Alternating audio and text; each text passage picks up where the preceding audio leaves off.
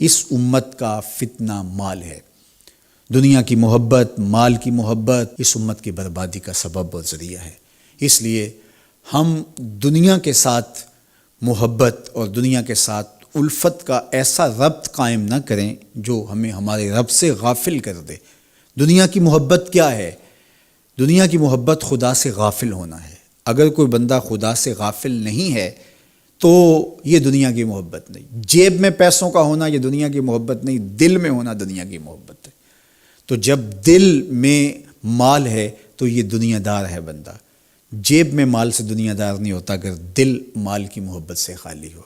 تو ہم اپنی ضروریات کے لیے کاروبار کریں، امور دنیا میں آئیں اور اللہ کی مخلوق کو نفع پہنچائیں، آسودہ اور خوشحال زندگی بسر کریں، لیکن ہمارا مقصود صرف اللہ کی رضا اور اس کی خوشنودی کو حاصل کرنا ہو۔ اگرچہ امت کا ایک کثیر طبقہ پورا دنیا دار بن گیا ہے، لیکن اس کے باوجود بھی امت کے ایسے افراد آج بھی موجود ہیں جن کا مطمع نظر آخرت ہے، جو اللہ کے لیے جیتے ہیں، اللہ کے لیے مرتے ہیں۔ رضا الہی ان کا مقصود ہے، ان کی منشا اللہ کو راضی کرنا ہے۔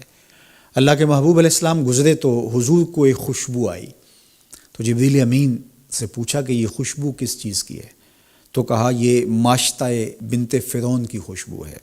فرعون کی بیٹی کو ایک خاتون کنگھی کیا کرتی تھی، بناؤ سنگار کیا کرتی تھی۔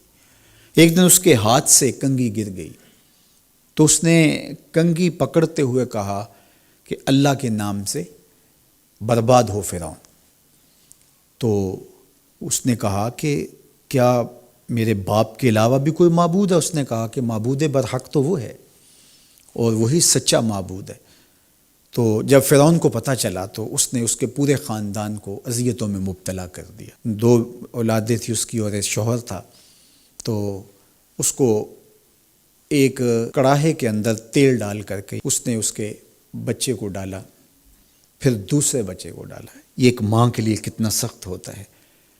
ماں کا دل تھوڑا ڈولنے لگا تو بچے نے وہاں سے آواز دی کہ امی حق پر مستقیم رہنا، تو سچائی پر ہے، تو حق پر ہے۔ تو کہا کہ یہ اس ماشطہ کی خوشبو ہے جو مشکل حالات کے اندر بھی حق پر مستقیم رہی، حق پر ڈٹی رہی۔ صداقت پر، سچائی پر، حق پر مستقیم رہنا، مشکلات کے باوجود۔ مشکلات نہ آئیں تو آسان ہوتا ہے بات کرنا، جب مشکلات کی بھٹی میں ڈالا جائے تو پھر نکھر کے کوئی سامنے آتا ہے کہ وہ کچا تھا یا پکا تھا، پختہ تھا یا خام تھا۔ تو اللہ نے اس کی آزمائش کی تو وہ اتنی پختہ نکلی، اور اس کے بچوں سے اللہ نے اس کی مدد بھی فرمائی اور اس کو آگ میں ڈال دیا گیا، اس کی ہڈیاں اور اس کا گوشت الگ الگ ہو گیا، لیکن اس کے باوجود اس نے اللہ کا مبارک نام نہیں چھوڑا۔ میرے حضور معراج پہ اس کی خوشبوئیں سونگھ رہے ہیں۔ تو جو صداقت کی راہوں کے مسافر ہوتے ہیں ان کی خوشبوئیں کبھی ماند نہیں پڑتی، اور ان کی مہک صدیوں گزرنے کے بعد بھی آتی ہے۔ اس لیے ہمارے آقا و مولا نے ہمیں یہ بات بتا کر کے ہمیں حق پر قائم رہنے کی تلقین فرمائی ہے اور سچائی پر قائم رہنے کا سبق دیا ہے۔ راستے سے گزرتے ہوئے ایک لکڑی کو دیکھا کہ ہر گزرنے والے کا لباس اس سے الجھتا ہے، تو حضور نے جبریل امین سے پوچھا کہ یہ کیا ماجرا ہے؟ تو کہا کہ حضور یہ ان کی مثال ہے جو بازاروں، چوراہوں، چوکوں اور گلیوں میں بیٹھ کر کے کچہریاں لگاتے تھے اور آنے جانے والوں کو تنگ کیا کرتے تھے، ان کے لیے اذیت کا سامنا کرتے تھے۔ تو آج ان کو اس صورت کے اندر دکھایا جا رہا ہے۔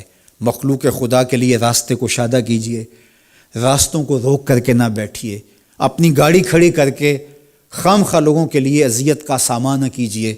ہم دیکھتے ہیں کہ 15 فٹ کی تنگ سی گلی ہے اور ہم 10 مرلے کا 5 مرلے کا گھر بنایا ہے، اور ہر چیز ہم نے گھر کے اندر بنائی ہے، صرف 3 سیڑھیاں بنانے کی جگہ ہمارے گھر کے اندر نہیں ہے، موٹر لگانے کے لیے، نلکا لگانے کے لیے، پمپ لگانے کے لیے اندر جگہ نہیں ہے۔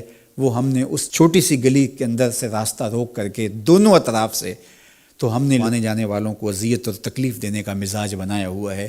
راستے کو شادہ کرو، راستے صاف رکھو، اور لوگوں کے لیے آسانیاں اور راحتوں کے سامان کرو۔